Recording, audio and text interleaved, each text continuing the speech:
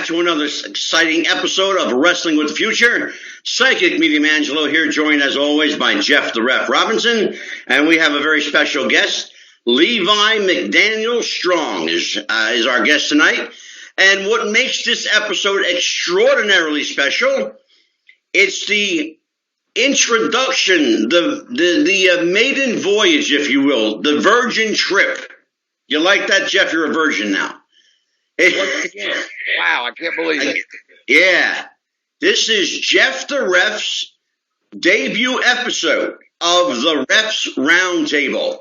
You know it. And I'll tell you what, this is a pleasure to have Levi on for the first night as my guest. Welcome, Levi, to the Refs Roundtable. Now, Angelo, yes, sir. Sir. A pleasant introduction. I very well appreciate it. Well, you're quite welcome. Now, I do have a little bone to pick with you, though. Oh, what's that? What's your bone? Okay, well, here's the thing, bro.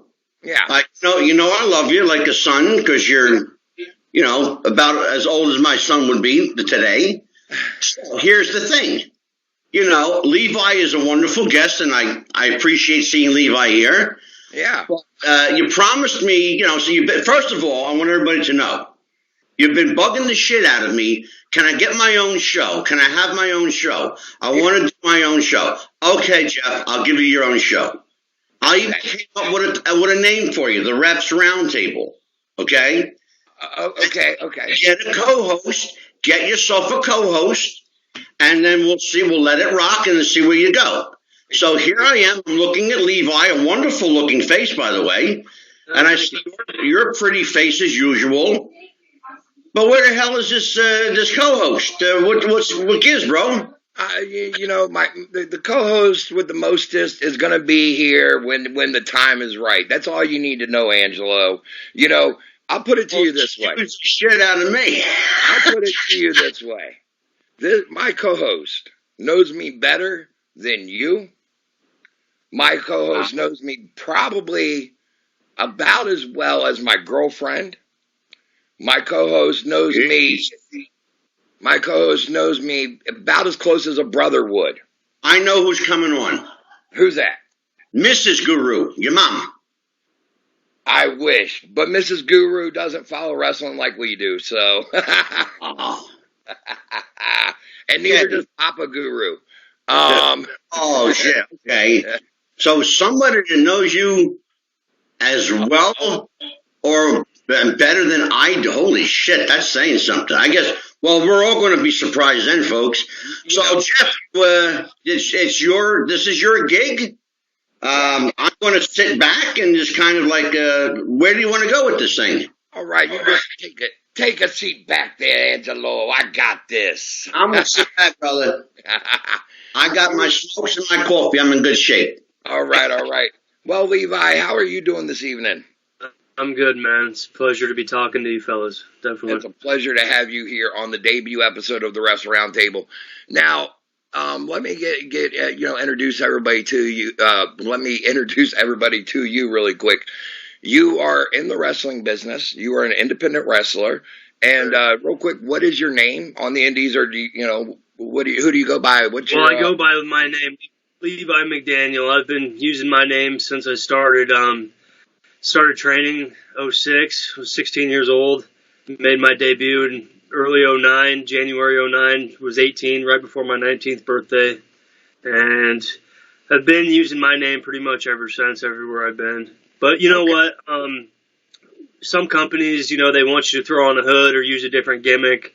I'm always down for whatever makes sense and what a promoter wants, as long as it makes sense and works for the both of us. Well, now, I know you're out there in Iowa, and I'm here in Virginia where, in the Mid-Atlantic area where right now the independents are really starting to get kind of hot again as far as like the Mid-Atlantic hotbed, where back in the late 90s you had Matt and Jeff Hardy, Joey Abs, Shannon Moore, so many of them that got picked up from just that, general area. What is the Iowa indie scene like right now? It's picking up some steam. There's a lot of promotions, but honestly, there's a lot of bad promotions too. There's good and bad, and there's a lot of good workers. There's a lot of bad workers, and actually, I feel like the whole Central States in a whole, we've got guys out here that could go hold for holds. They could tear down the house with anybody probably in the world, but that just doesn't reach to the East Coast or the West Coast just because of our location. So unless if that guy's really willing to travel, and unfortunately a lot of these guys, they're losing a lot of money just because of our location, and I'm really not about that. So it's hard to get some traction as far as the publicity goes out here. Well, I'll give you a little bit of advice. I mean, one thing that you benefit from that I did not have the benefit of when I was getting into it, I got started in 1998, and I was 19 years old, just like you. I was a young buck, not wet behind the ears, not giving a care about nothing except for I just wanted to get in the wrestling business. And the one thing was we didn't have access to cell phones. We had access to AOL. And you got on there and you messaged the promoter and you would say, I may say to an Angelo DeCipio, hey, Angelo, I'm interested. I see you got a show coming up in New Jersey here on this date. I'm interested. Could you use a referee? And he would normally reply back, sure can. Would you like to have a tryout? Because normally that's how it would start, as a tryout, so that way they don't have to pay you. And then they get you to come up there. And then they, normally are going to probably, if you're worth the shit, they're going to offer you a job or offer you an opportunity to come and work for that promotion. I mean, the one thing I'll tell you is working the indies sucks because you're going to only make $25, $30, maybe a handshake and a Coke or a handshake and a smile. And it sucks. I mean, now, what I was going to say is where y'all benefit these days is y'all have access to YouTube where you could put a best of, a 5-minute clip of your move set or whatever you want and send that to the promoters versus like I did where I had to have a VHS tape that I had to mail out and not get back. I had to make 20 or 30 of them and send them out to every promoter. So what I'm trying to say is, you kind of got to make that sacrifice if you want to get out there. If a promoter from Virginia contacted you and said, hey, Levi, I saw you on YouTube. Would you be willing to come out here for $40? Yeah, you're going to take that hit. You may want to say, can you at least give me a hotel for the night or a gas voucher, whatever. But I'm just trying, that's just my recommendation to you as somebody getting started there. Well, I understand. And let me tell you guys a little bit more about me so you can understand where I'm coming from too. I got you. So age 16, I figured out what independent wrestling was by some local promotions. A lot of these promotions out here, they don't have the money for a dojo or a training school, so what they do is offer a training seminar before the show, which back then, it's a little different now, but back then, they didn't want to smarten you up right away, too, and they would take your $40 and beat you up and then make you feel a little special, maybe let you ring the bell at the show, maybe do something just to keep coming back and give them the money. Mm-hmm. I still enjoyed it. I did that until I was 18 or so. Then I moved from my parents' house. I moved to Omaha, Nebraska, which is about the biggest city closest to me. I'm outside of Des Moines, Iowa, but Omaha's a bigger city. And, Iowa can't really count that well right now. That's right. But, back in the day, we had AWA from Minnesota. Yes, sir. That was the big territory. But out in Omaha, they also had the Central States, so they had the Harley Race, and they had that influence. So moving to Omaha, I thought would be a really good benefit for me. There's a guy I had talked to on MySpace back in the day, and he'd said he was opening a training school. And, I told him I'd have the money. I'm moving there. I got on Craigslist, and I rented a room, first room I could find. I moved to Omaha, and then the guy don't answer his phone. So there's no school. My hopes and dreams, I wasn't ready to let them die. So what I did was basically there was a few independents there. I started training with those guys, and a few of the workers, they were traveling quite a bit. The first guy that I want to give credit to for really training me, there's two guys actually. This was Mad Dog Vachon had a gym out in Omaha. That's where he was from. So this was Mad Dog's academy. Mm-hmm. He wasn't the trainer. He was in a wheelchair from an accident, but he had his name to the place. But the two guys out there, their names is Brian Blade. The other one is Austin Storm. and they were doing the loops, man. So as a kid, they took me around. We went to Texas. We were wrestling in Colorado. Back then, it was like NWA top of Texas before NWA is again what it is now.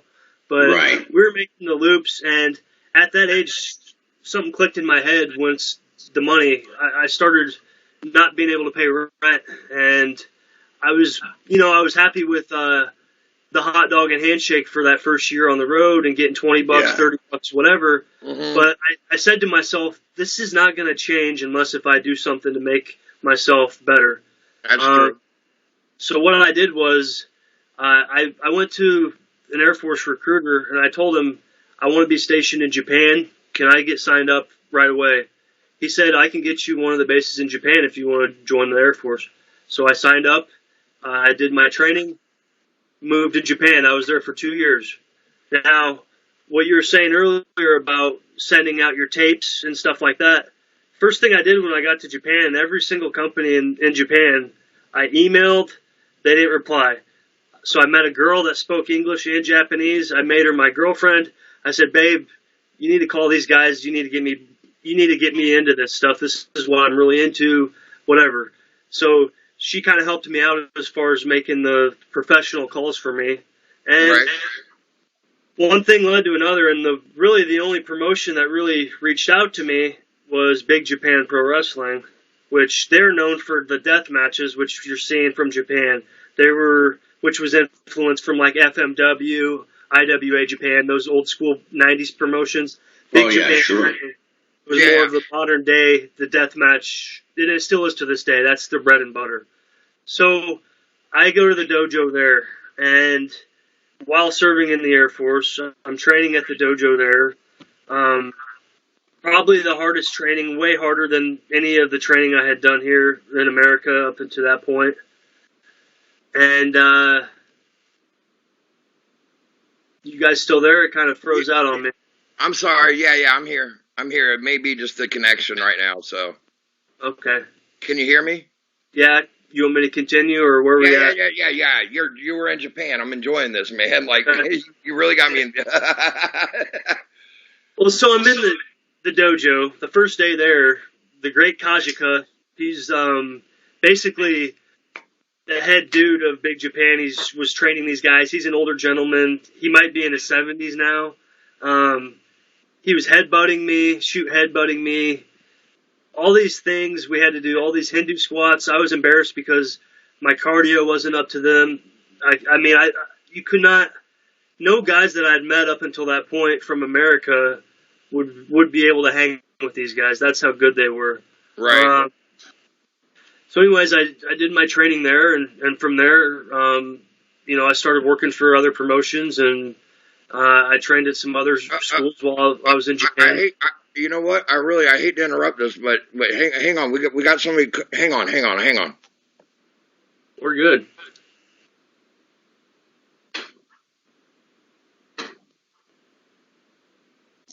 Well, Jeff disappeared. I think it said someone was trying to enter the conversation here, and then he kind of just came out. But maybe Yeah. again. Yeah, let me find Jeff. Let's find Jeff.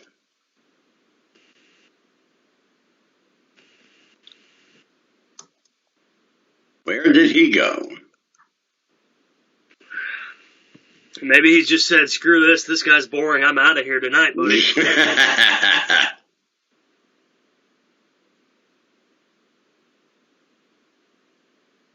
Where'd you go, Jeff? Well, it's just you and me, brother. It's all right, man. Do you want me to just continue where I was? We'll make it work. Yeah. We'll always make it work. Yeah, sure. So my thing was at this stage, man, I was only 19, 20 years old. I'm in Japan.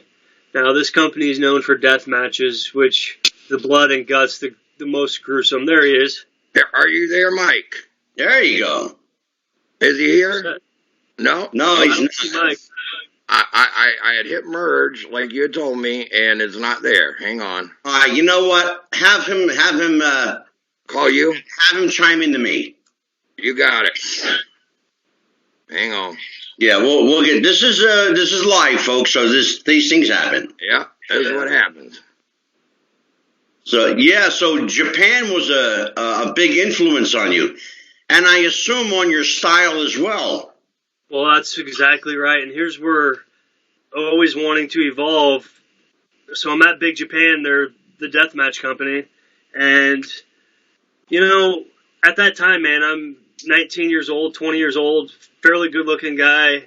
I wanted to do the hardcore wrestling, but I knew there's a time and place, and I knew that I could make more money if I would wait and do it later on.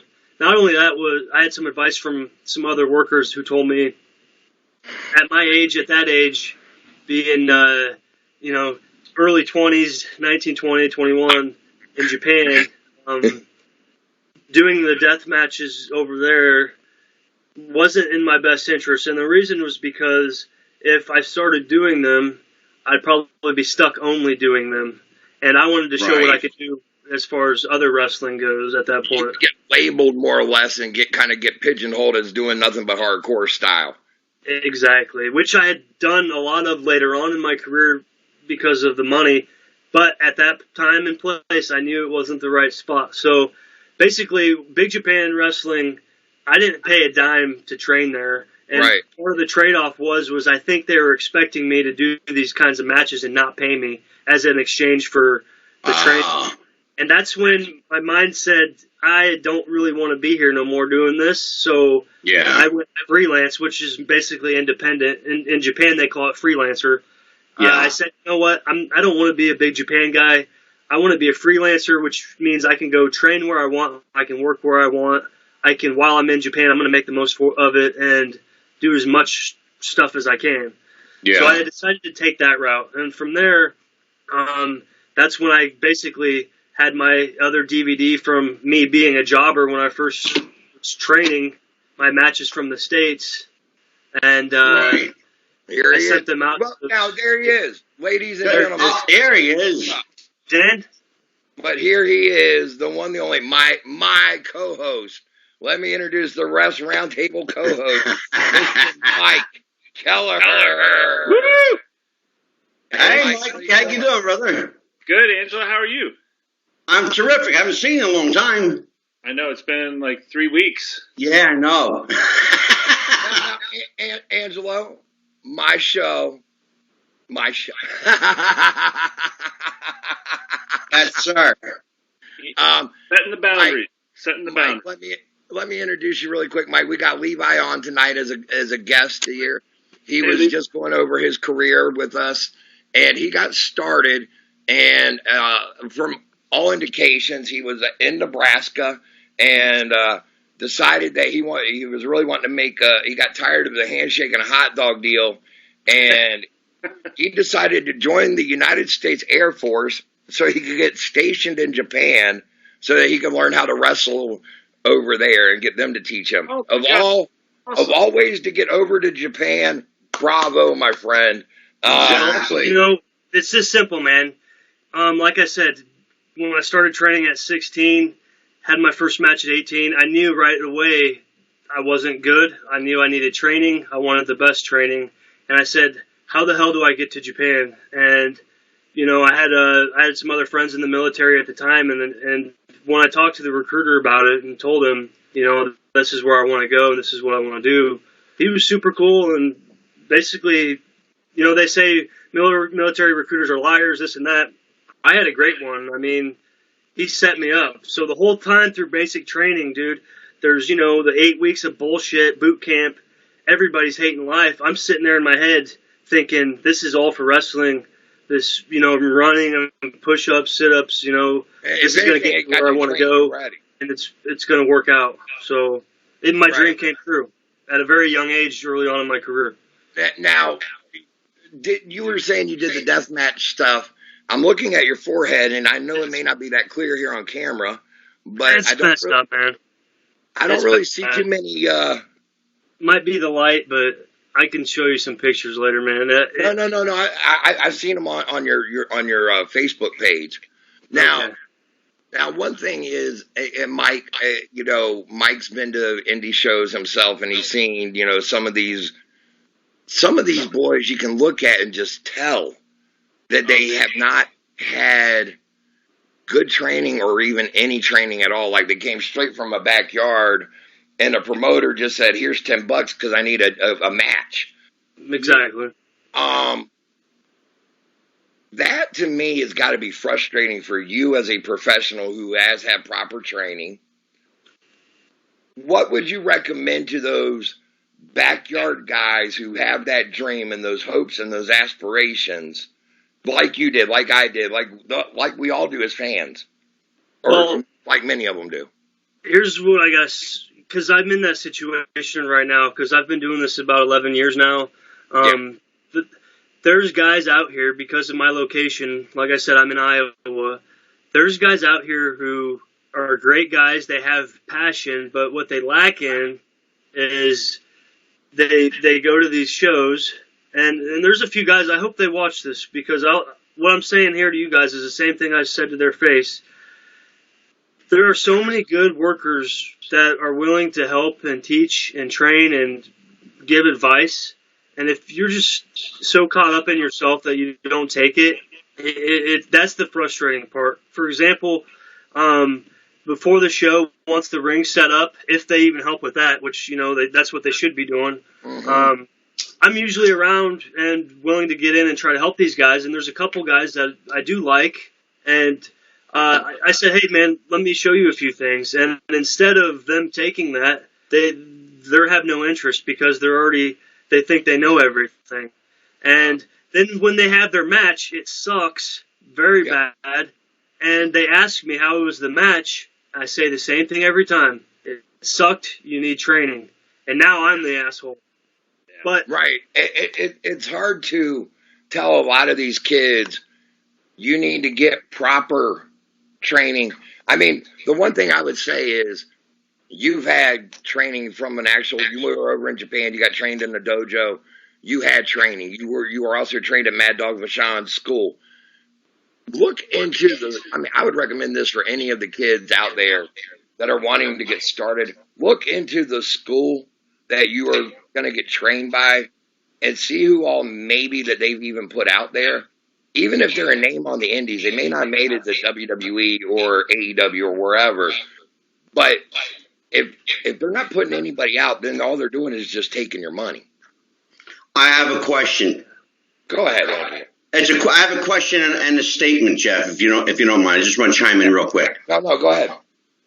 If you're going to make the commitment to be a professional wrestler, make the commitment to your training. And if that means moving out of state and getting a little apartment somewhere and a job to support your training, then do it. We have, it's well known. Jeff knows, Levi, I'm 10 minutes from the Monster Factory. Oh, wow. We got kids all over the country that are flying to New Jersey every week just to get a tryout at the Monster Factory. The Monster Factory is responsible for helping train a young Matt Riddle and get Matt Riddle started or at least getting him from UFC, let me break your neck, to wrestling, I ain't going to break your neck, but I'm a damn sure looking sense while I do it. I'm going to make it look like I could break your neck. There you go. So, exactly. I mean, I got a quick question for you, Levi. What do you make about all these apron bumps that these kids are taking these days? I think there's a time and place for everything, man. I really do. But the main thing is, man, is what most of these guys have lost is trying to do something that'll actually register with the fans. For example, they want to do all the high spots and stuff that's like a shock value, like what will be a viral video, a cool move, rather than the crowd in front of them, telling a story, working a headlock. Yep. The old school wrestling. That is so come and gone. And go ahead. Well, with that, it's just as a wrestler or as a professional, you can't fool anybody. Once you get in the ring and the match starts, if the guy across from you knows what he's doing or not. Usually right off the bat. As they say, you can tell by the lockup. I mean, just. Well, yeah. I was gonna say, case in point of what you're talking about going viral is you look at the video that went, wrestling viral this week, and that was a kid in the mall. It looked like it was a mall, in my opinion, who did the high body block from the second floor. What? Why would you do that in front of? Yeah. Why would you do this in front of 100 people? Tell me. Well, here's my opinion on this. I've seen the video. I mean, just as like if I wasn't in the wrestling and I just seen that video, that would be something you'd see like on Ridiculousness or one of those YouTube like holy shit videos. I thought holy shit, like anybody else. But I've never heard of that guy. I mean, I've never seen the kid. And what it really shows is this: there's guys out there who train hard, can work hard, who can actually wrestle, and they're putting in the hard time and work, and they're not going to get that exposure. And a guy can just jump off a building, and now he thinks he's famous, but it's famous for the wrong reasons, really. It's nothing based off his wrestling ability. What do you think about it, Mike? Real quick, what's your take on that one, Mike? Well, on that one, I mean, number one, I haven't seen the video. I really do want to see it just to be caught up. But like the thing I was going to ask Levi was, when you go to these shows and you're getting, your match lined up, beforehand, you may not have even ever met the person before most of the time, right? And then so you're basically, I guess, putting your trust in the promoter who's putting the card together to give you somebody who can work with you, right? Right. And then so what happens when, you're expecting, A, B, C, D level, whatever it is. Let's say maybe you're the better wrestler, but you're an A and you're expecting a B or maybe a C plus, but then you get the D. Like what? It's simple, man. This is really a simple answer for me, and I might sound like an asshole saying it, but I feel like if you're a really good worker, you can work with anybody, for one. But if I know right away that the guy, if the guy is someone who's not trained, I'm not going to let him do shit to me. I'm not going to leave my feet for him. I'm not going to, honestly, I'll chew him up and I'll spit him out. And if he tries fighting back, I'll work with him a little bit to try to tell a story. But if he's that bad, literally, you can see a few of my videos, I just will stomp a hole through them and then get out of there. And honestly, right or wrong, I don't know.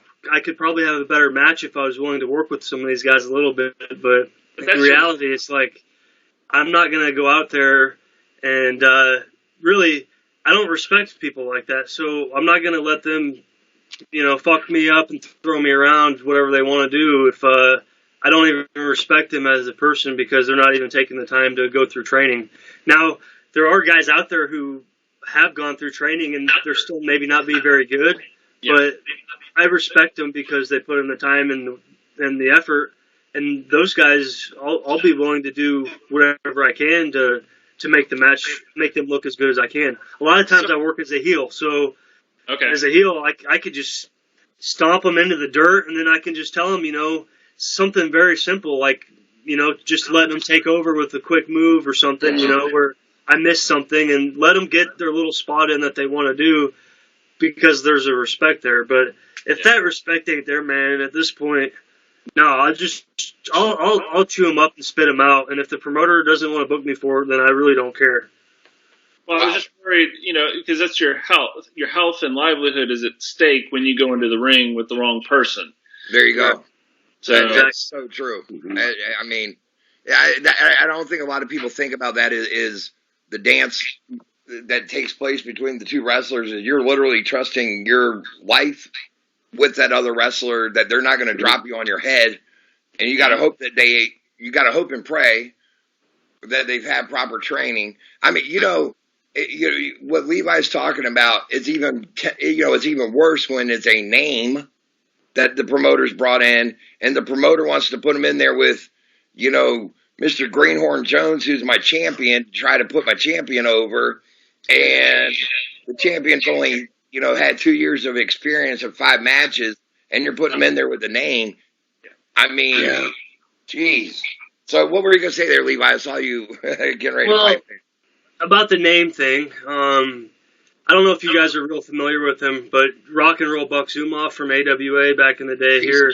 He's in prison now for things we don't need to talk about. But yeah, before that, he ran a very carny promotion. Yeah, all that shit, about being a scumbag. He was convicted for inappropriate. I don't know if it was rape or what for his own daughter, shit like that. Bunch of bad shit. Yeah, people can look it up. But scumbag in that sense. To me, he treated me with respect and was the nicest guy. But people are different behind closed doors. Amen. That said, he ran a promotion, and it was a very carny promotion, basically midget wrestling, and he would do midgets. He'd have some women and himself as a name, and then it was like me as a normal guy, and there was usually some couple other guys, and they were fun shows because it was like very small towns in the Midwest. Iowa, Nebraska, Wisconsin, Minnesota, South Dakota, North Dakota. So a lot of shows. This is how he was making his living off of. But I learned a lot off those shows because we're working a different crowd every night. Yep. And it's small towns where these people, they're not the smart wrestling fans. You don't have to go out and kill yourself. And just like me, when I first started wrestling with him, I'd just gotten back from Japan. So my style was like I'm going to kill you, almost like a mixed martial arts style. Mm-hmm. But now I'm doing old school.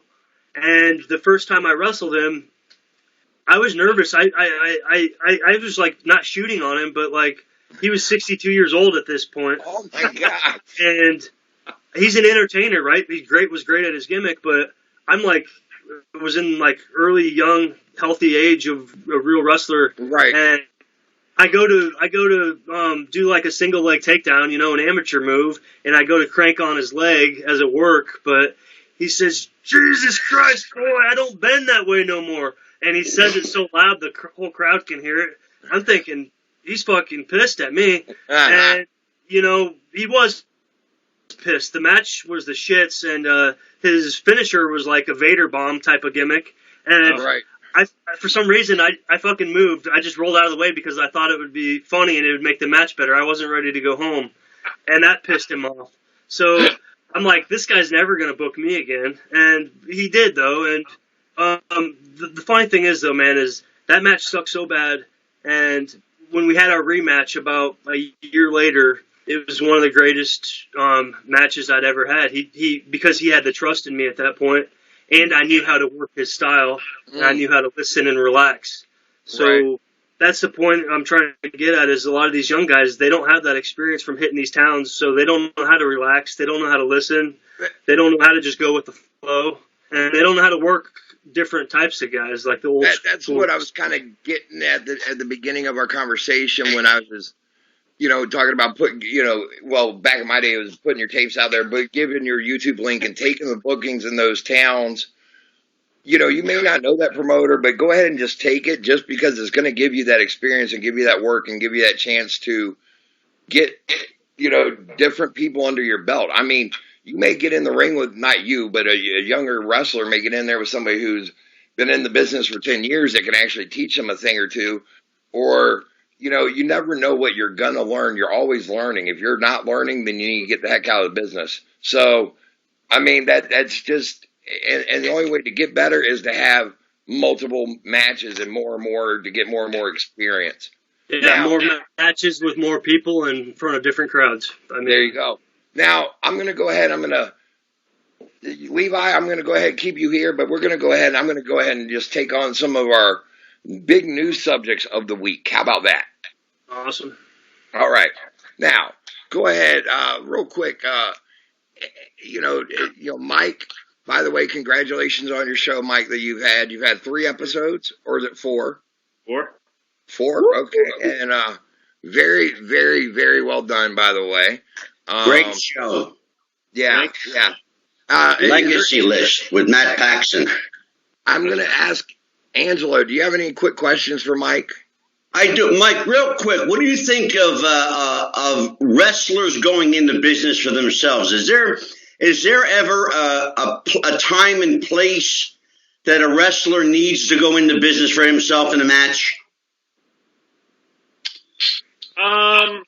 Yeah, I mean, I'm sure there is. Like, give me an example. Like, I think I know. Okay, going into business for yourself is more or less you decide, hey, I'm not going to do it this way. We're going to go this way. You know, I don't want to take.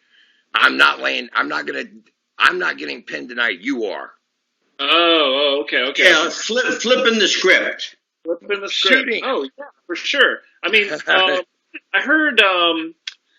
Oh, geez, there was somebody I just heard a story about. The match was a few years ago, but they flipped it in the ring, and it made a huge story arc change and put that person over. It was one of the ladies in WWE. I think it was Becky Lynch. It could have been. Was it the Becky Ronda thing, Jeff? Huh? Jeff, was it the Becky Ronda thing? No, it was the Becky Lynch. It was when Becky was trying to get up with Ronda, and then Becky got glommed in the face by Nia Jax, which led to her getting her nose busted, which, I mean, everything kind of took a turn at that point. I mean, that's really what gave Becky her kickoff into WrestleMania and, Ronda and all that, because had Becky had I remember that. Because had it been, Becky was supposed to have just faced Ronda in a, Raw versus SmackDown women champion versus women champion. Yeah. And that would have been it.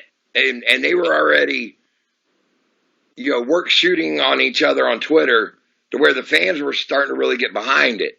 Yeah. And all of a sudden, Becky gets glommed to the face, broken nose, and concussed. That led to her. I got news for you, brother. I've been in the business 48 years, and I bought into it. You ain't the only one. I mean, so the one thing I was going to say, this week we're talking about women. The Rock's daughter just got signed to the NXT PC. I want to get your take on that one. Actually, I'll go with all three of you. But what is your take real quick there, Levi? I mean, how would you like to be fourth generation? Your dad here's the deal, man. Larger than life. That's exactly right, man. We're talking about The Rock here. We're not talking about, some mid-carder that was a good wrestler. We're talking about the freaking Rock. So, can she wrestle? Can she not? That'll be determined. I don't know anything about her, to be honest, but it's The Rock's daughter. She's from the family, not just The Rock, but the family that comes from.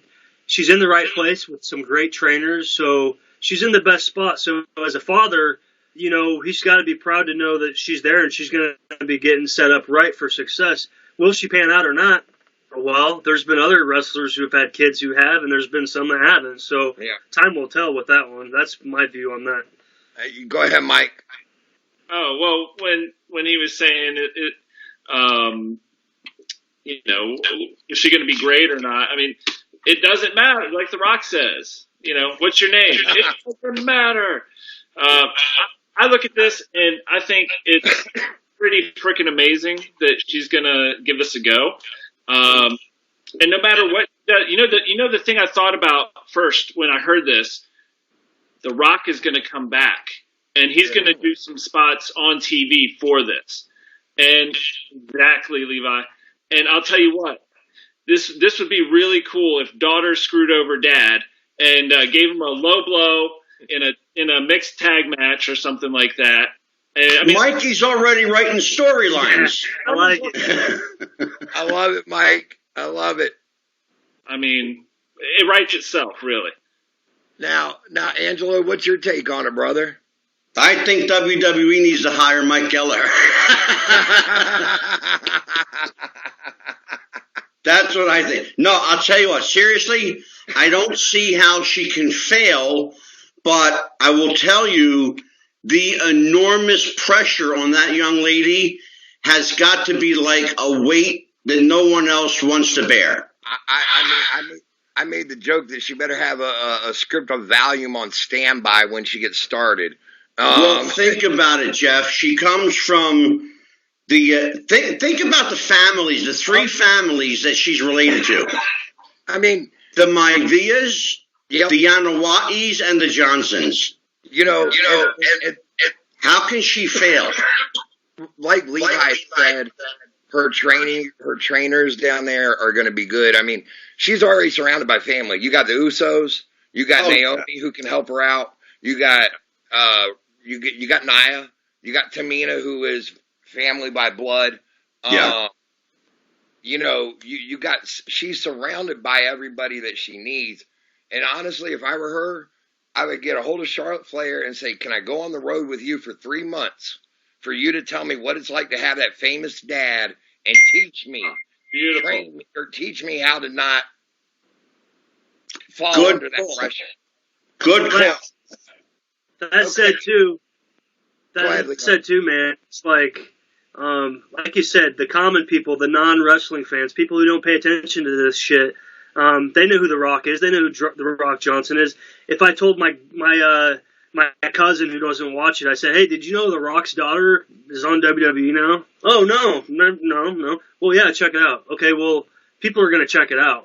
Yeah. Because The Rock is one of those guys that, I mean, one of the best of all time. So, it's a big deal. Yeah. I mean, when I read that, I was just like, holy shit. I mean, like, I thought it was huge. Now, here's something. Jeff, I have a question for you, Jeff, real quick. Go ahead. Since you are the guru here, and then maybe, you know what? All three of you, if you want, you can chime in on this. Does being The Rock's daughter help her or hinder her?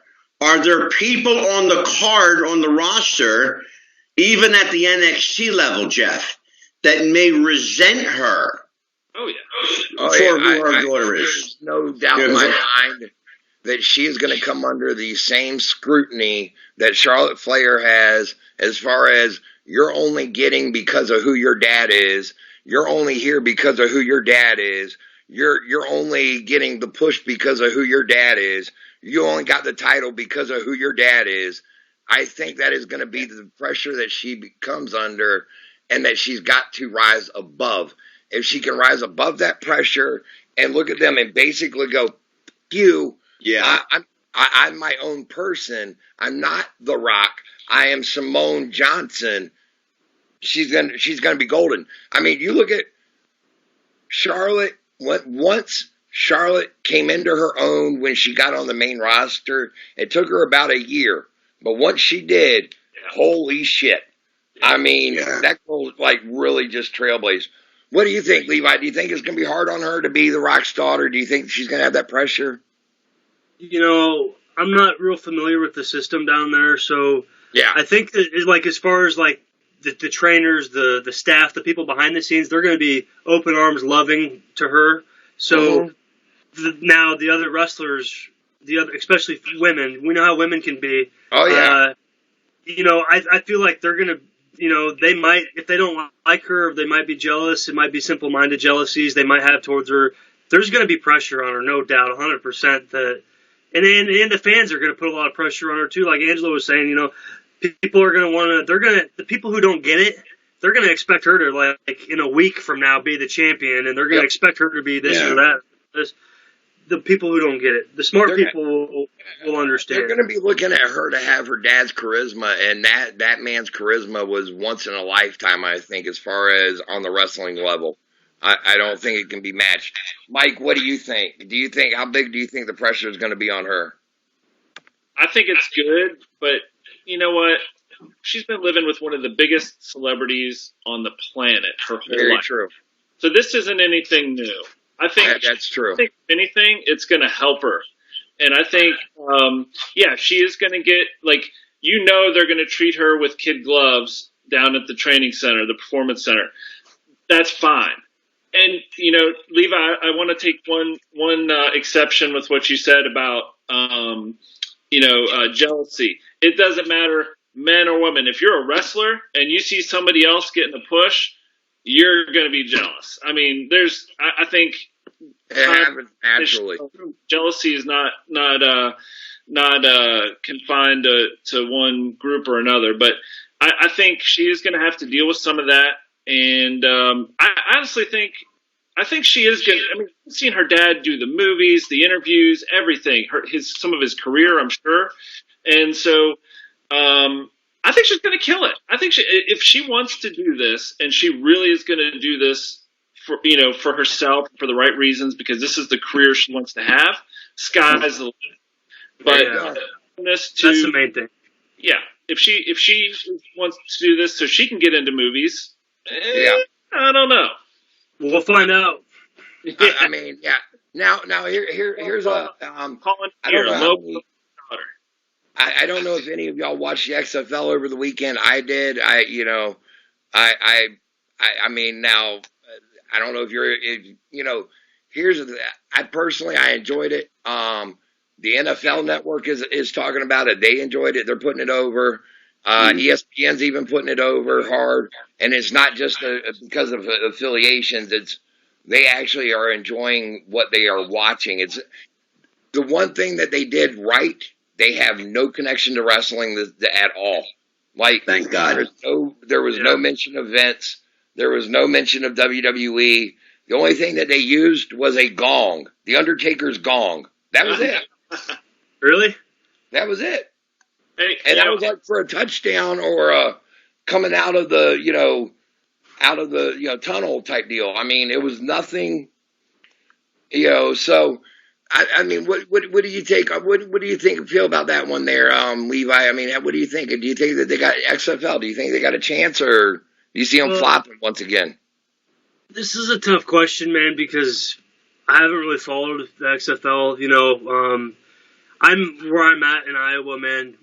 Dude, most people up here, we don't have any pro sports. Right. So everybody loves the Chiefs, and if not before, now they're on the Chiefs bandwagon because Kansas City's the closest city that has an NFL team. So, like my dad, for example, he's a diehard football fan. I asked him, are you going to watch XFL, this or that?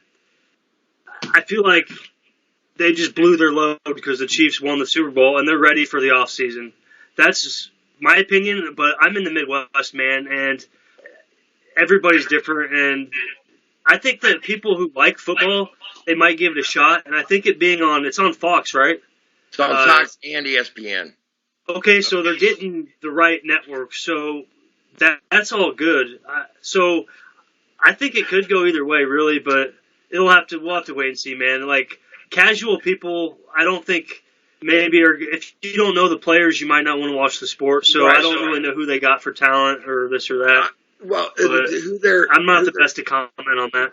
Well, who they're using are a lot of some former NFL players who actually did have playing time, or college football guys who didn't get picked up, or even players who may have had a few years who got injured. It's a good mix of guys, and the benefit to it is because they're not quite pro like NFL. They're going to make their mistakes, and it's fun to watch. It's a mix between like college and pro, in my opinion. Now, Mike, did you watch any of it, and what's your take? I saw the highlights of the inaugural game, which was Washington and Seattle, like DC and Seattle. Yep. It looked okay. I'm not a football fan. I'll just be upfront. But the thing I think they did, which was pretty smart, was they're not competing against the NFL. They're not competing against college football. Yep. This fills in that gap for those guys that and guys and girls that are just football diehard. There's soccer diehards. They don't care who they're watching. They just want to play the game. And so football, same way. I think this fills in some of that silly season period or the gap between the end of the Super Bowl and spring training. Yep. What about you, Angela? Well, I think it was a brilliant move of the XFL to begin their season at the end of the regular season. Yep. Yeah. Because, as Mike pointed out, they literally have no competition. Mm-hmm. And I think that's going to benefit not only the league, but it's going to help, in my opinion, for whatever that's worth, I think it's going to help establish new football stars. Yep. I think that if Vince's dream is realized, the NFL is going to use the XFL as kind of a farm league to pull And from. I've heard, yeah, you know what, Jeff? I've actually heard that comparison being made, and I think it's brilliant. What do you think about that? You follow football, more than I do. I think if they're going to use it as a feeder, in addition to like college football, I think it's awesome. I mean, it's giving guys more opportunity. Again, just like in wrestling, it's an opportunity to make more money. More players, more people can make more money and enjoy it. I mean, as one player said, he knew that he would never make it to the NFL, but thank you, Vince, for giving me a chance to live my dream and be out there on a field playing on national TV in front of my mom. Sure. You know, that I thought that was, you could not state that any better, you know? So, yeah. Yeah, go ahead, Mike. Do you think you'll see college players leaving college to go to the XFL? Good question. I could for the right amount of money. Oh, yeah. What's the money? I don't know what these guys are making. I had no clue. I mean, a full ride, you got your ride to school versus, they're not paying but so much for these guys. No, but I could see if they wanted to get that one player, I could see them coughing up a few million a year. I'd say stay in school. I was the college quarterback from Memphis, Tennessee, or some school, and you're not going to go to the NFL. You might want to just get your degree and then go to the XFL or arena or something else. I don't know, but there you go. There's going to be guys out there who don't think that way, and they'll probably take whatever offer they can get. And if they're really good, if the money's right, then I don't have a problem with what people do, honestly. If that's their choice. Jeff? Yeah. I just checked something out online here. Yeah. The breakdown for XFL salaried players is $55,000 a year. Okay. They ain't chump change. It ain't what the NFL's paying, but you can live on it. If you got a degree, though, you could probably make $60K, long after your career is over. Yep. Yeah. The coaches, the breakdown of the head coach salaries average $500,000 a year. Holy shit. And I'm looking at that. The source I'm using is ESPNSports.com. Well, there you go. Well, and I wonder, Angelo, there's probably incentives built on. Oh, yeah, no doubt, Mike. Absolutely. So 55, and then if they're a good player, maybe they can bump that up significantly. Or they probably have, like Jeff, how it works in the NFL. They have a base salary and then they have a bonus structure. I'm sure that some of their bonuses will be, even if you can get a T-shirt deal for your team or whatever because of how good you get. You never know. And not to mention the signing bonuses. Okay. Yep. Sure. So now we're gonna go with here's another interesting story that is developing. I guess you would say is the Matt Hardy. Is his contract up? Is it not? Where's he going? Is he going to go to AEW? Is he, what's going on? Last night, Paul Heyman being the genius that he is as far as being a booker and a writer, he has Matt Hardy come out during Randy Orton's segment talking about Edge because of the history between Edge and Matt. And Matt even made the comment of, me and Edge, we got a very big history, and the crowd even started chanting, lead up, which was kind of funny. But, what do you think there? Do you guys see him going? Do you see him staying? Do you see him going to AEW? What do you think there, Levi? We all know that Matt is a worker, and he loves to work the internet.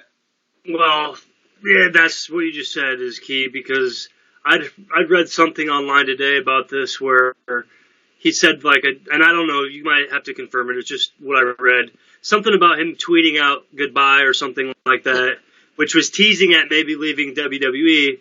Then apparently there's an AEW gimmick where they have the mask or something, and the Dark World Order.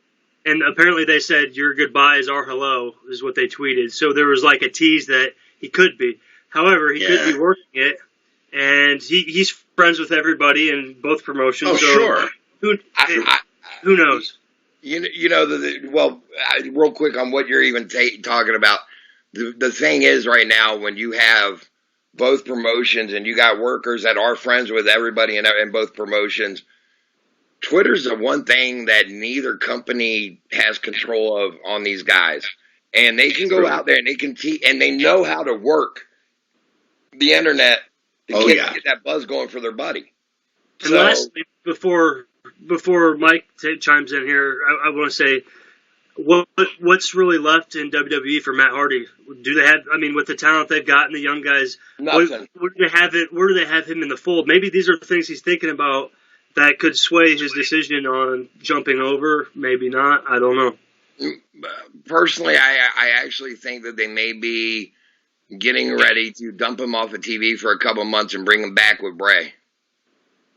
Yeah, I don't know. Because that's an interesting take. They've been having him, like during his YouTube video promos, he's been like on a phone and he goes, "Is he there with you?" and things like that. Like, because the Fiend is like Bray's, he'll say he's here and anyway. So, What about you, Mike? What do you think about Matt Hardy? Do you think he's going to stay, go, should he, whatever?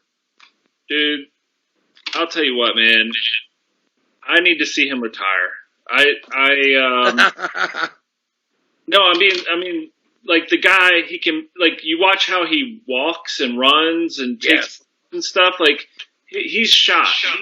I want him to be happy long after he steps out of the ring and healthy. And I think he's already beyond that point to a certain degree.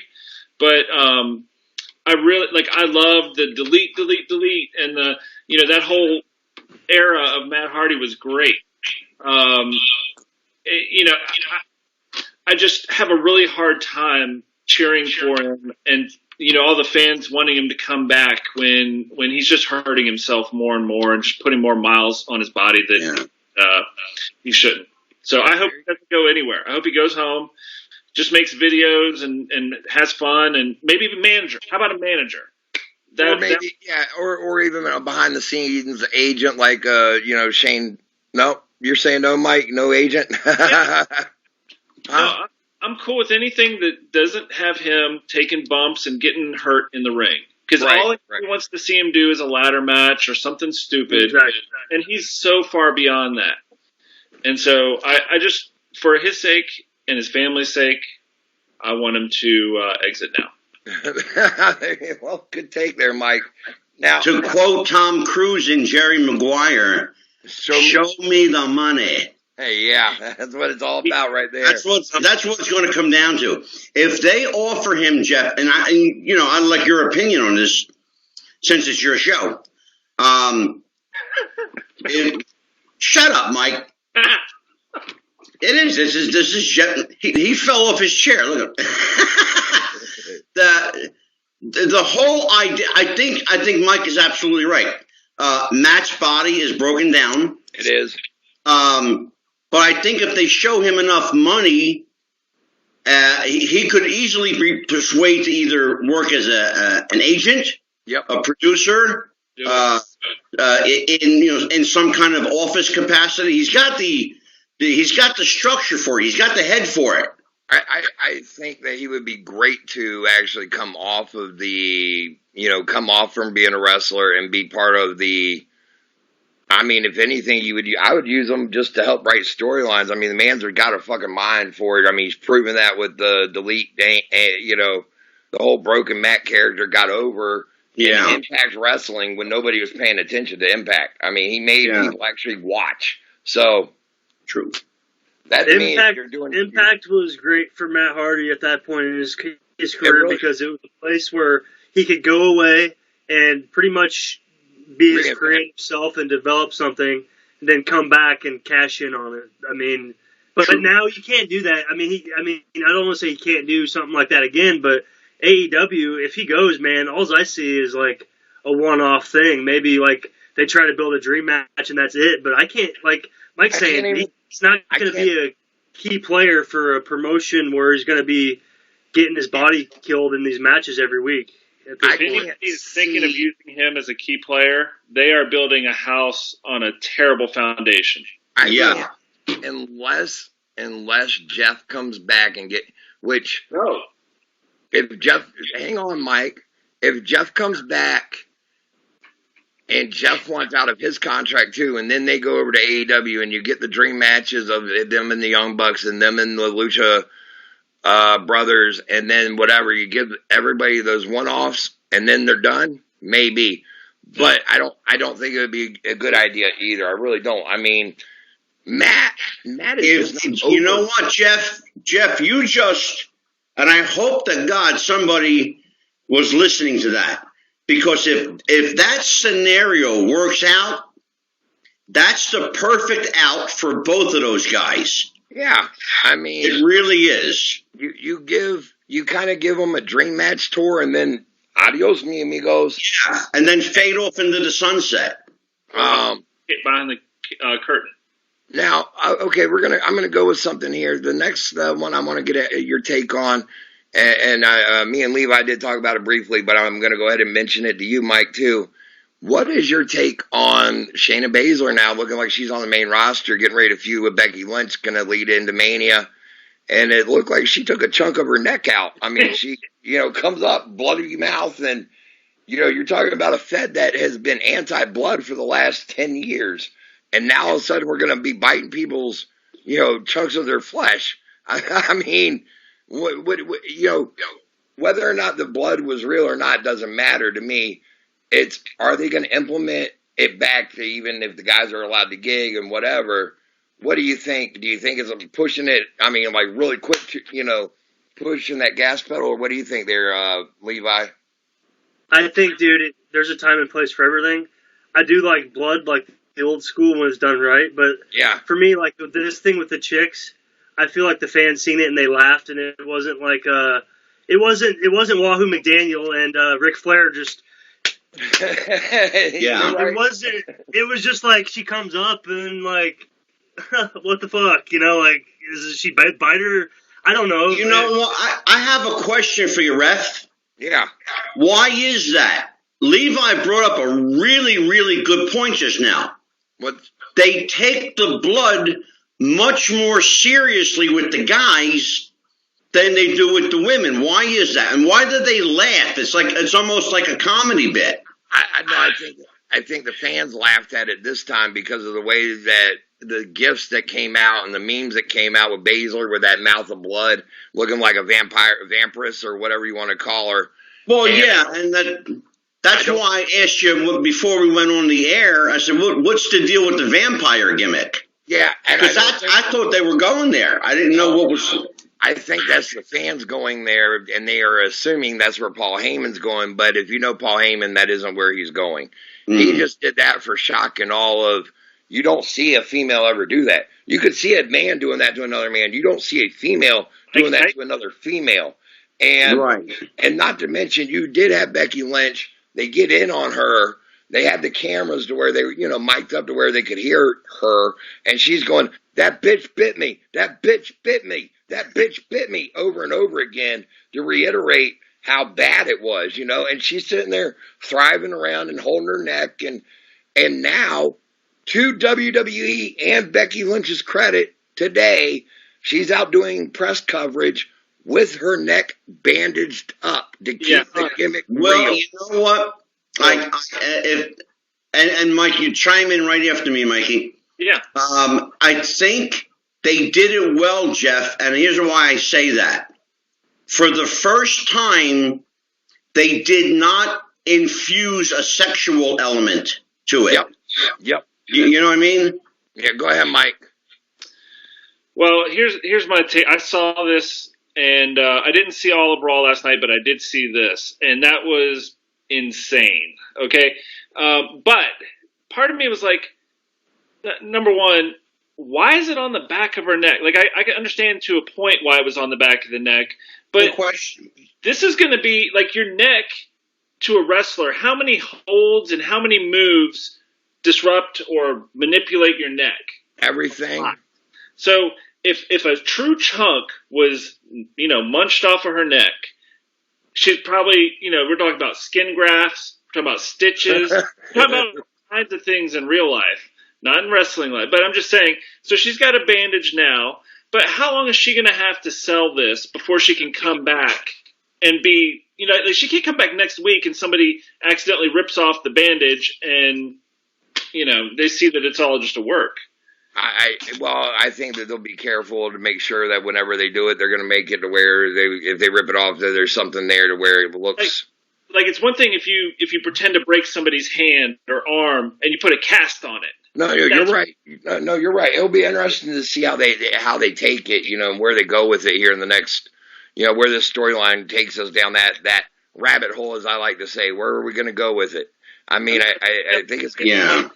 Thing. The female Mike Tyson thing is it's a weird angle. I'm curious to see where it goes. Yeah. Mike Tyson. I like how you put that, Mike. That's a good one.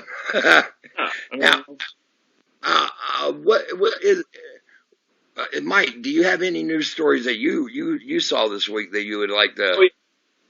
Absolutely. So, one of the big ones that I saw. I mean, it wasn't like big for everybody because it wasn't dealing with any wrestler in particular, but Amazon is supposedly trying to get the streaming rights to WWE programming. And then there was, sort of like this follow-up comment about then that would open the door for Amazon to buy WWE. And I think that's just total BS. I could see them selling some of the streaming rights. But, what do you have you guys heard this yet? I've heard about it. I have. There are some legs to it. Amazon made a play for WWE about 7 years ago. And if you remember that now, Jeff, I know you remember that. I do. They made a play about 7 years ago. Certainly, Amazon has the money. Certainly, they have the means and the resources to make it happen. In my opinion, and Jeff, I mean, this is your call on this, but in my opinion, I don't think that WWE needs to sell that badly to anybody right now. I think they're still in good financial shape.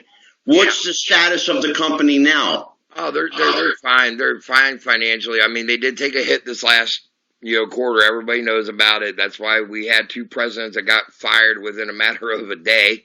But hey, you know what? Fire me for a $15 million severance package. Fire me for a $12 million severance package. Fire me all day long. I will get fired. I will stand in line, tell you to kick me in the ass on my way out the door for $15 or $12 million.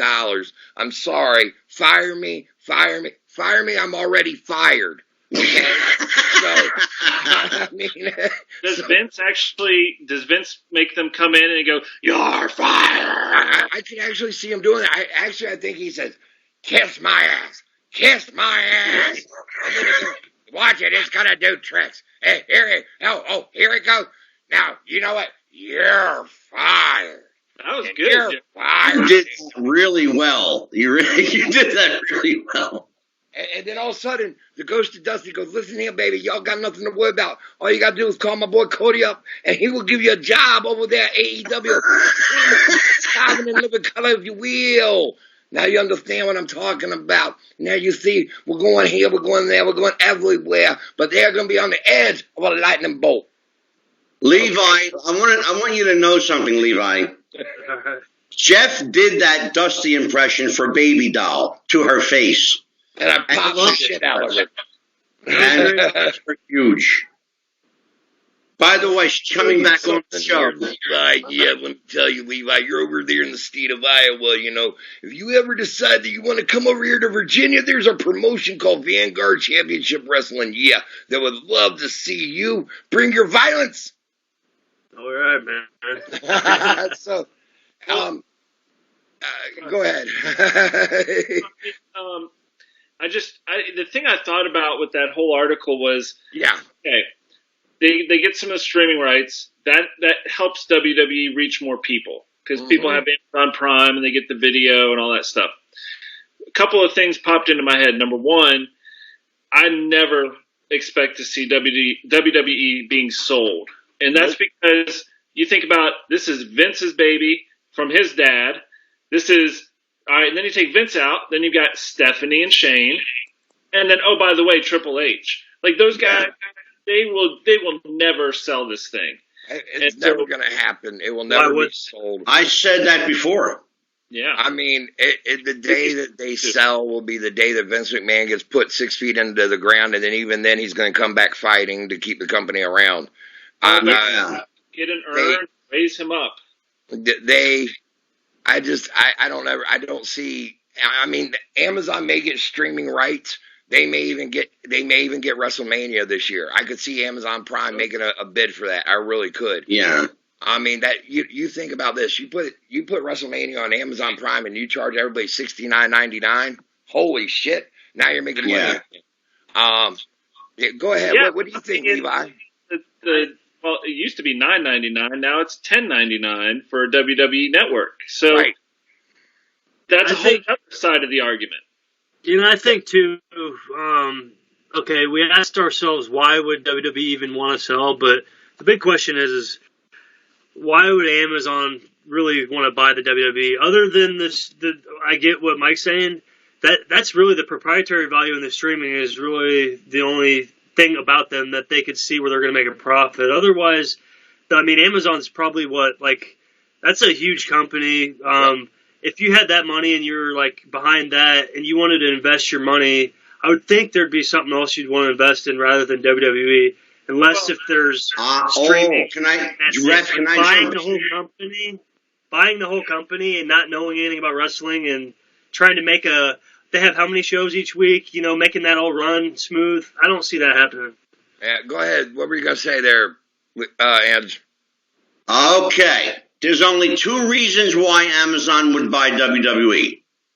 The streaming rights, and even if they knew nothing about wrestling, there's one thing WWE has that Amazon would benefit from greatly: the video library. Mm-hmm. Yeah. Mm-hmm. I was going to say that too, the content.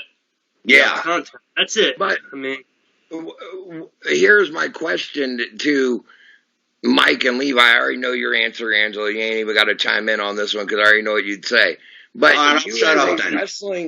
us as wrestling fans who have probably, I don't know if you still watch it, Levi, you know, like the WrestleMania.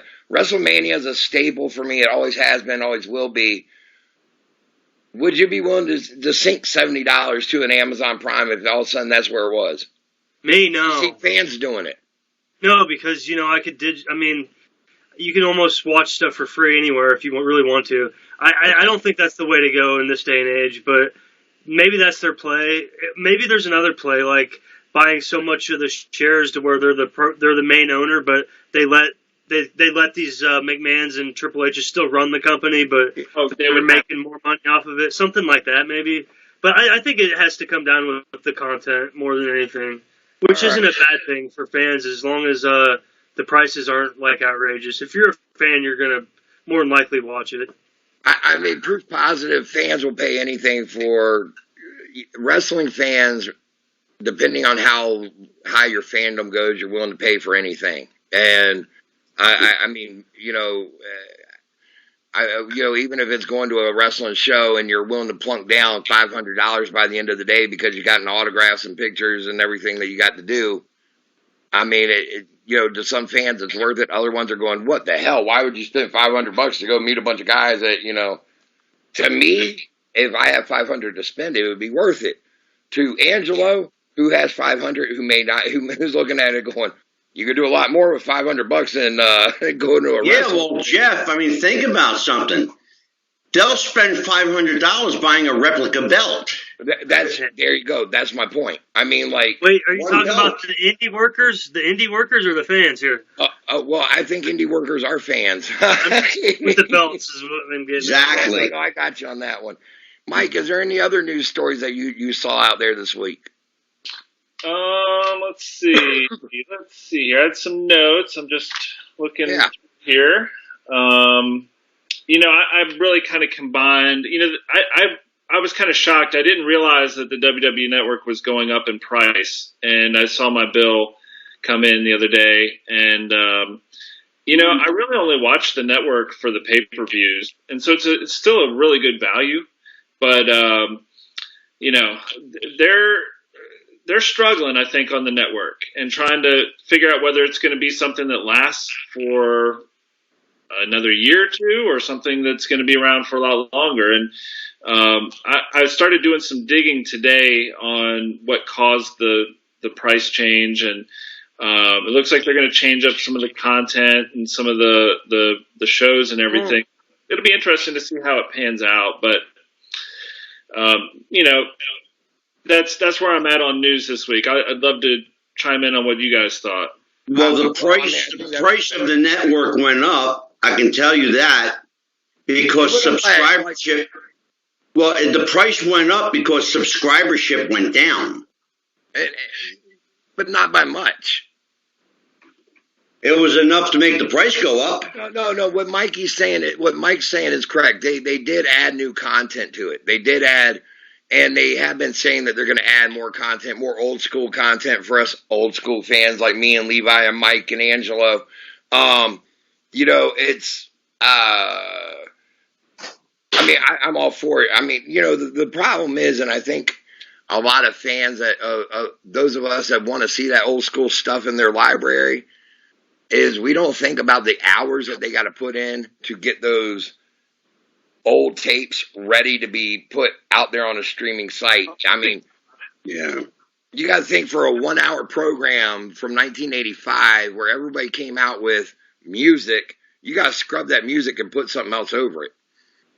That's a big expense, Ref. If you got them, somebody maybe saying a comment, you got to make sure that certain comments don't get across. There's all kinds of crap now that they got to be careful of, that they didn't, maybe even when they first started the network, that they didn't need to worry about. But even if they're still over 2 million and something subscribers. That's what they're at. That's what they've always maintained. 2 million? It's like a little over 2 million, or it was. Maybe I'm wrong. That's what I'll find out right now. They're bringing in, about 2.1, 2.2 million. 20.1 or $20.2 million every month. Wow. Which you look at it and you're like, okay, what can that get me? Right. But I will say this, like, the streaming has gotten a lot better from when they started. So, they did make a lot of improvements there. Go ahead, Angelo. 1.1 million subscribers. Ooh. Wow. According to Forbes. And when was that listed, Angelo? The date is July 25th, 19. So that was last year, 2000. Yeah, that could be pretty accurate. Summer of last year, Jeff. Yeah, that's pretty accurate then. It says down 8.4%. Wow.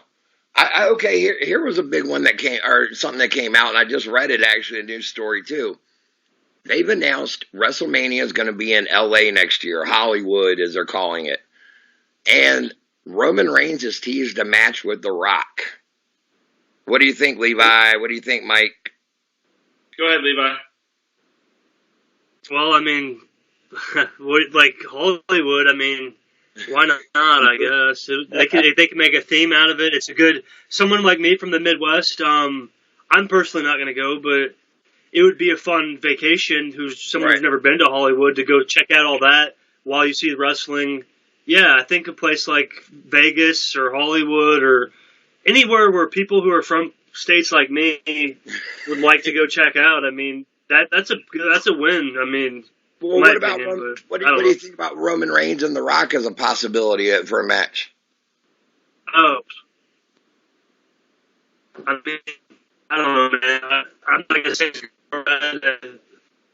I don't know. I'm not writing it. They know better than me on that. So The Rock, you're solid if you got The Rock.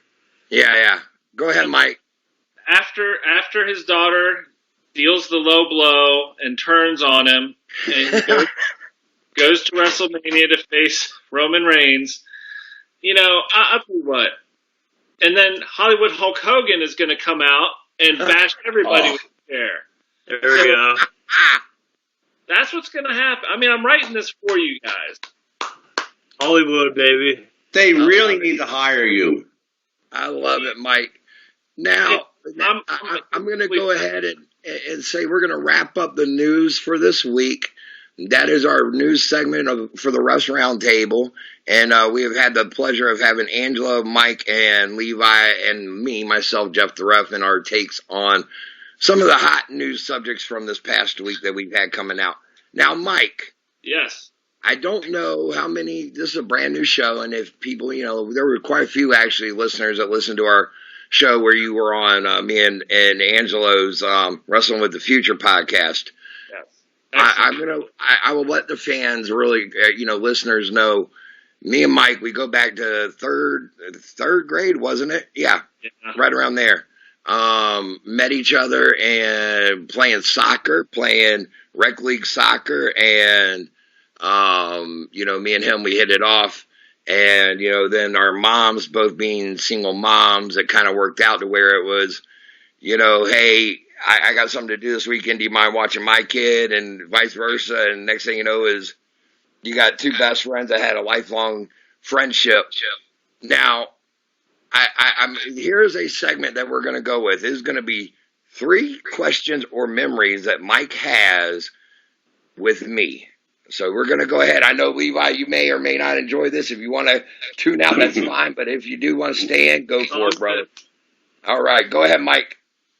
All right. So, like Jeff said, we've known each other forever. And one of the biggest memories that it just kind of popped into my head the other day was Jeff was one of the first people, actually the first person that I knew in my small circle of, schoolmates and friends who knew the names of the real names of the wrestlers.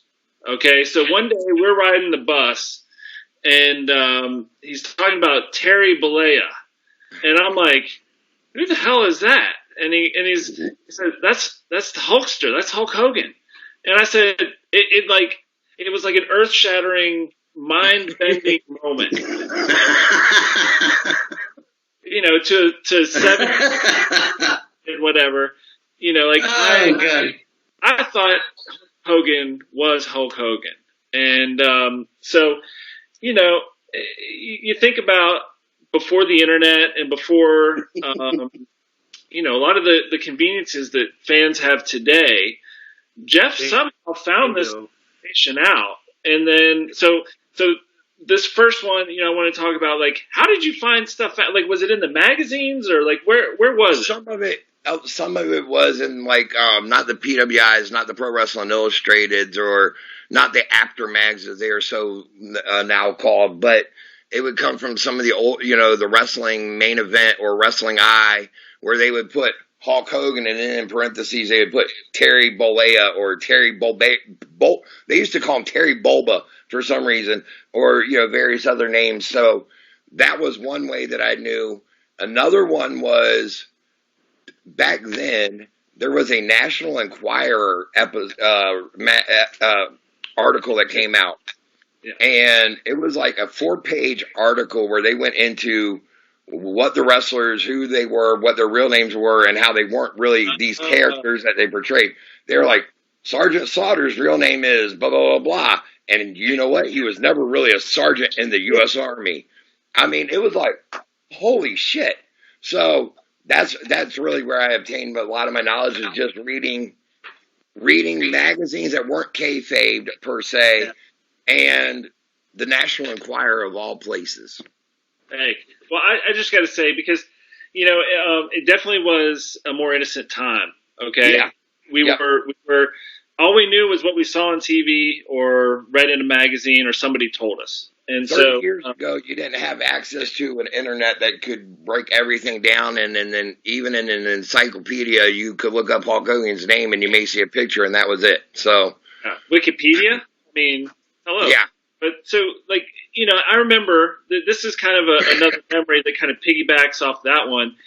It was a time where, hell, I thought the Undertaker was dead, and he was scary as hell. Yep. And I thought the Russians, Nikita and Ivan, I thought they were really Russians. And, you could go down the list of characters who worked in angles so well that it was. You believed them. Yeah, it was unthinkable to doubt them. They made us believe. They made us believe. What about Abdul the Butcher? Abdul the Butcher from Windsor, Ontario, Canada. That one's the one that blew my mind as a kid. No kid. And then when you hear Abby talk for the first time and he sounds like Mike Tyson, that's even more mind-blowing. He's not from Sudan. Right. Or Nikita Koloff goes, you know something, let me tell you something here. Oh, you stupid Americans. And then he talks to him and he goes, hey, how are you doing? I'm Nikita Koloff from Minnesota. I'm Scott Simpson. So, fuck. Now, okay, go ahead, Mikey. What's another one? I had another memory of Jeff because, it's like the universe was really, like, he was tuned into wrestling in his core, okay? And somehow or another, wrestling found him. And one of the ways wrestling found him was his mom worked at CBS, still works. Did she retire yet? She retired. She had to retire last year due to health reasons, but yeah. Yep. Okay.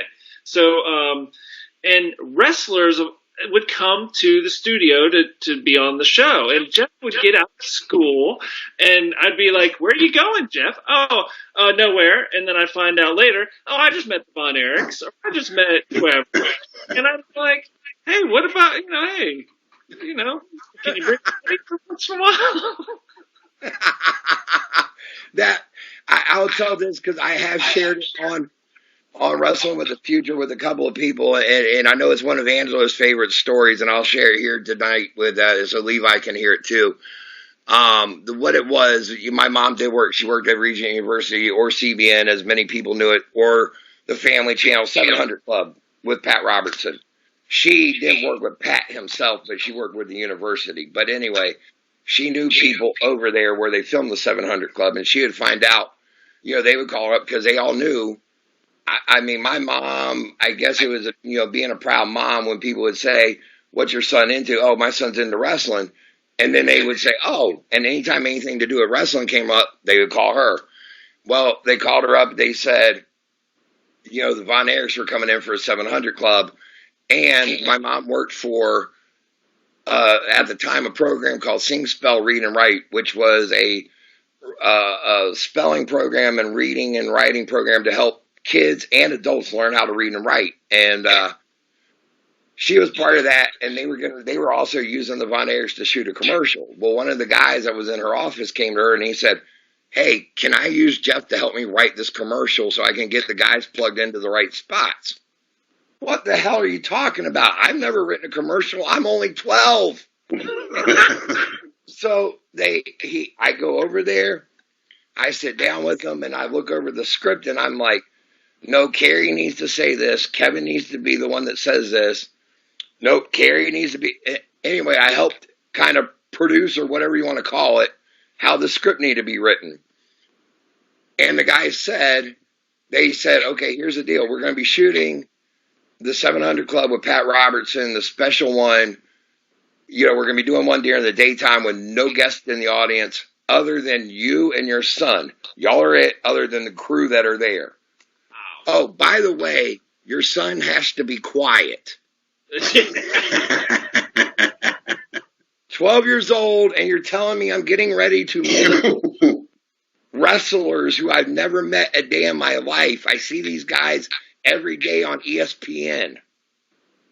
And I'm getting ready to meet them, and I got to be quiet? No. They take me to the green room ahead of time so that I don't totally lose my stuff. And then they bring me back out. We sit down. They come out. I about squeal like a little schoolgirl. And my mom's going, Jeff, calm it down. Calm down. Anyway, they do. They shoot the show, shoot the commercial. They come over. They introduce themselves to me. They treat me like I'm family. Fritz says, hey, do you want to get some pictures with me and all the family? Sure. Climb up in my lap, kid. I got to sit in Fritz von Erich's lap at the age of 12 and get a picture with him and Doris and Chris and Kevin and Carrie. You can't beat it. I mean, 12 years old, I had chills, and I still do, butterflies, going up and down. I can't thank my mom enough for that day and that memory of a lifetime. I really can't. I mean, I hope that she hears this tonight or tomorrow whenever this goes up, because that was just, thank you, Mike, for letting me tell that. Go ahead. Third one. There you go, Mike. I believe there was probably a conversation with your mom beforehand, which I've heard her give you several times. Now, Jeff, you have to be good in order to go to the whatever it was. Yep. And there was many times where Jeff would skirt the line of whether or not he was going to be able to get the payoff at the end. I was a natural heel. Yes, he was.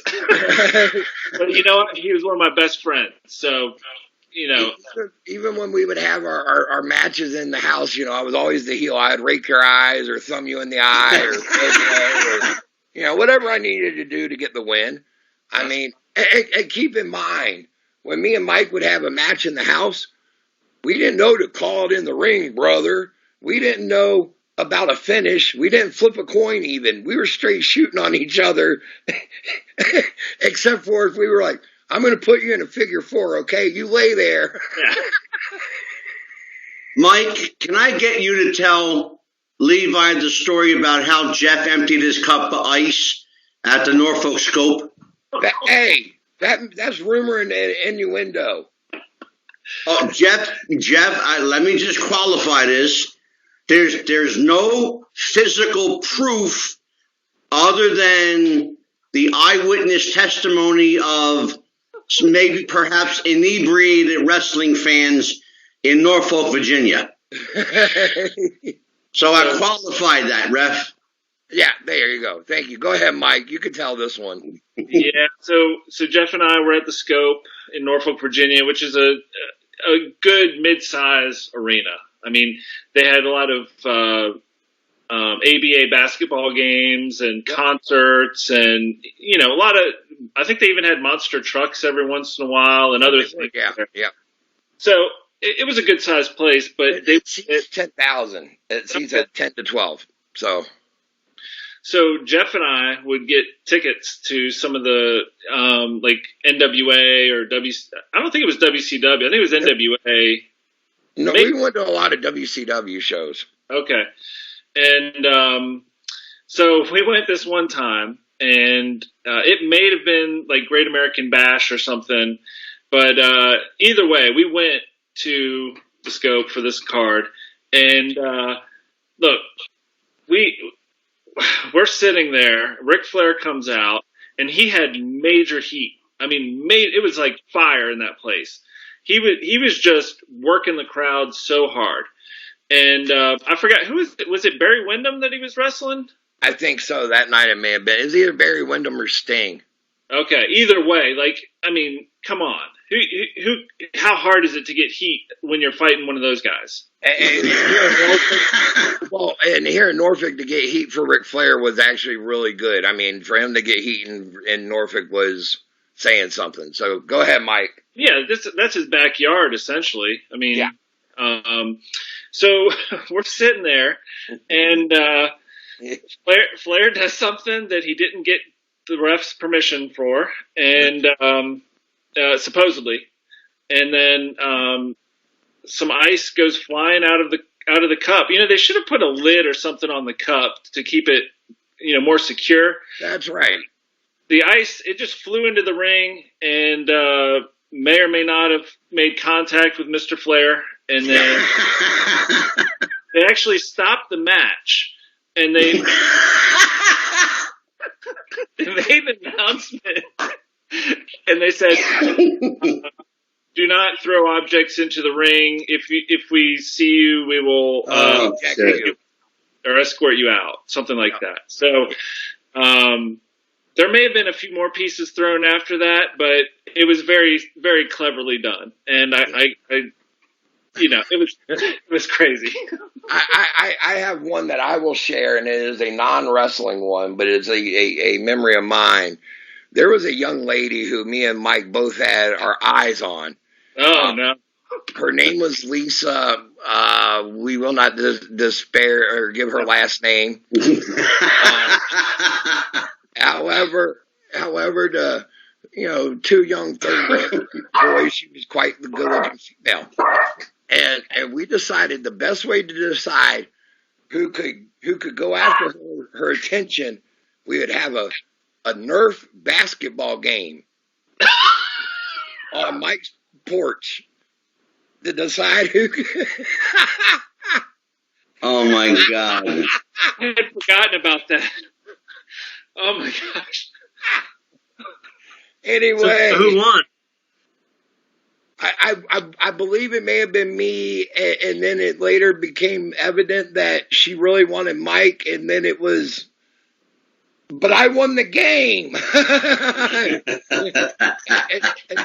But I think there was some dirty plays in there. So I know nothing about raking eyes whenever you would go for a shot. I know nothing about that, or trying to clip a knee. There was nothing involved. Now, on our next show, I'm going to tell everybody about the time that Mike and me basically got catfished by a female.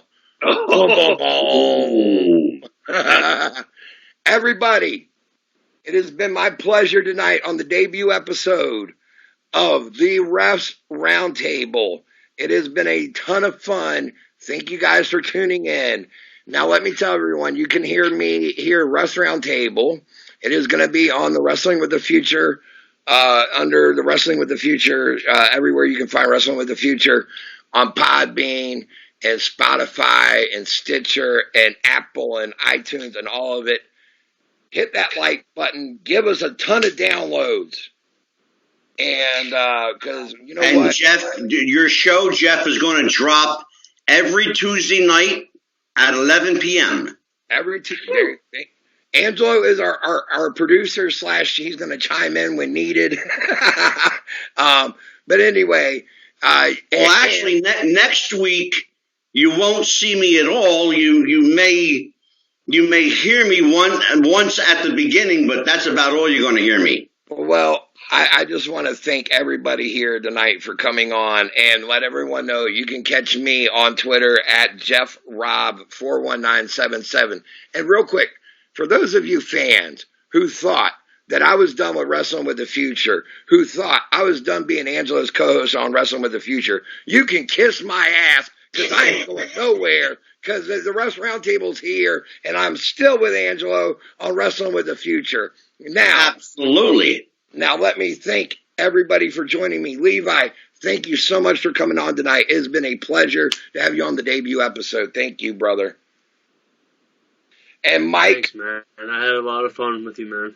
I appreciate it, man. I would love to have you come on again, because you got a lot of good takes on where the business is today and where it needs to go, basically. So I think that me and you could do another deep dive on that one, ourselves on that. Mike, thank you so much for joining me as my co-host tonight. I really appreciate it. It's going to be a lot of fun as we go down this road together. I'm looking forward to it. And Mike, plug your show, Mike. Yeah, I was getting ready to say, Mike, go ahead, give your show.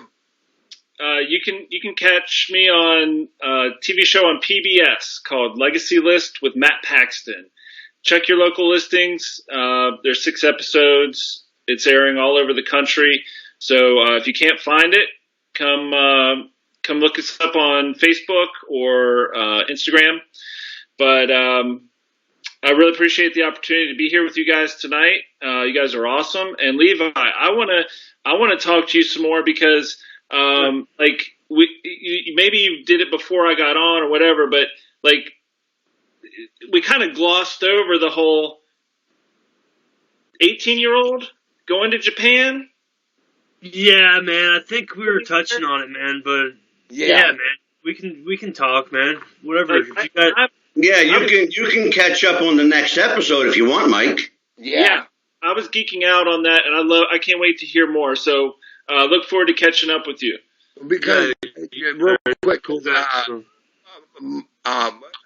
Mike has been over to Asia a couple times already, done a couple tours himself with his wife. His wife is Korean, correct, Yeah. Mike? Yeah. Right. And so they've been over there a few different times. Now, Levi, do you got social media that you would like to plug? Twitter, Facebook? I've got a personal website. It's LeviMcDaniel.com, and if you go on there, pretty much, if you're a fan watching this, you might not have ever heard of me. I mean, I get it, especially if you're not from the Central States. So if you're interested in me, check it out there, LeviMcDaniel.com. I've got links on there, like my biography's up there, all the information about my wrestling career, as well as like match links to YouTube, that sort of thing. So just check out that site, and yeah, everything is on there. So, and like I said, I appreciate being on here. It's fun. I gotta say something really quick, Levi. God bless you for not riding on the coattails of Wahoo's last name. Well, you know what, man? There's like a long line where I'm connected to him, the family, actually, but I don't. Wow. I never wanted to claim it in wrestling, so I want to be my own person. My grandfather is actually like the second or third cousin of the family. So my family's from down in southern Kansas. He was from part of Oklahoma, but I've never met the dude. I don't know anybody of the family, so like I grew up, my grandpa would say that he was like his cousin, but even him was not like super close. So I wanted to be my own guy, and I even thought about changing my name, but I don't have the appearance, man. I don't look native, so there's no real. I wouldn't want to do that type of gimmick, anyways. So, but yeah, I love Wahoo, man. Wahoo's cool, man. Brutal, old school wrestler. That's what I like.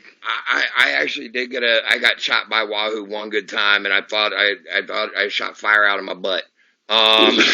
So anyway, everyone. My name is Jeff the Ref, and this has been the Refs Roundtable. Thank you guys so much for joining us. We'll see you next week. All right. Bye, everyone. Well done, Jeff. Good job. Good job.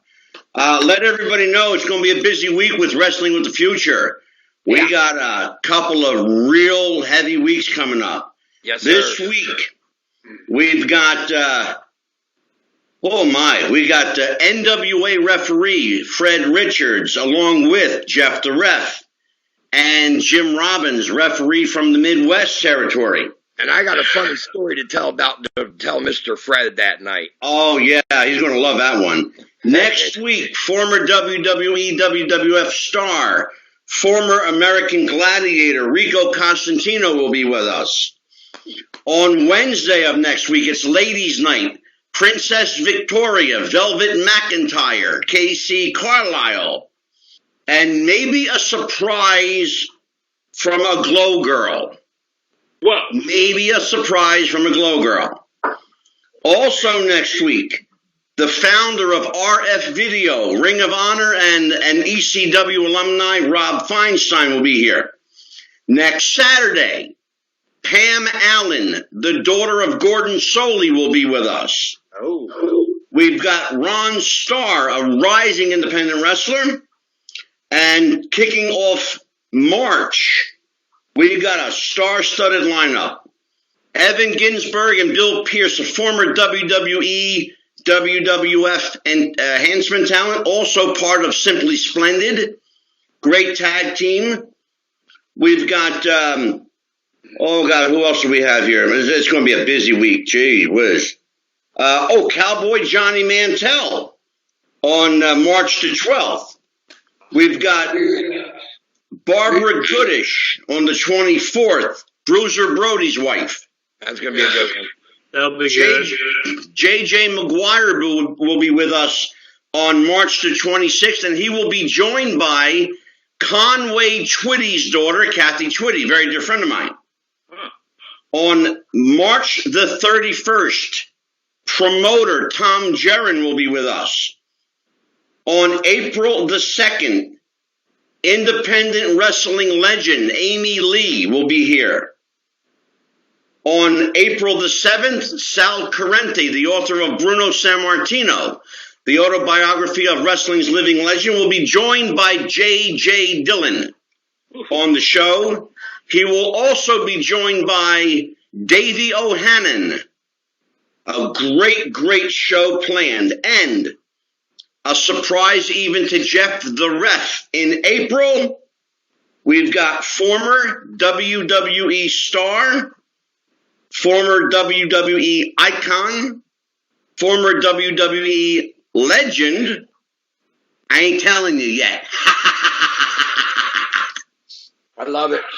I love it. You'll have to wait till next week, and then I'll reveal his name. Angela, But let me just say for the record, and I want everybody to hear, because I'm going to say it in front of everybody, I am so proud of you, Ref. You made Papa proud. I feel like a proud daddy right now. Thank you, brother. You done real good, and I tried to stay out of it as much as I could. You know, I'm Italian, so I can't help it sometimes. But next week, you may hear my voice, but you won't see me. I'm going to block my camera out so you can't see, so you won't be distracted by my good looks. He didn't want me flying, but so solo tonight. He gave me a little net. Yeah. But what do you think, Mikey? He did a really good job. excellent job. And I do want to say, Angelo, if you're not going to be on video next week, I'm going to miss seeing the Valentine themed mirror behind you. Can you at least just post a picture of that? Yeah, look at that. There we go. My wife did that. It's beautiful. You almost did at Christmas time. It looks beautiful. How about it, Jeff, at Christmas? Hey, Christmas was awesome. He had a Christmas tree behind him. I mean, he stays themed. You know what? Filming from my mom's basement, as some people have accused me. We won't mention any names. They can get the big FU. Anyway, this is Jeff the Ref, formerly known as J.R. Jackson. You've been listening to the REFS Roundtable. You have Angelo. You got Mike Kelleher. You got Levi the Wrestler over here. Thank you, everyone, for joining us. Goodbye, everyone. Good night. Good night, everybody. Bye-bye.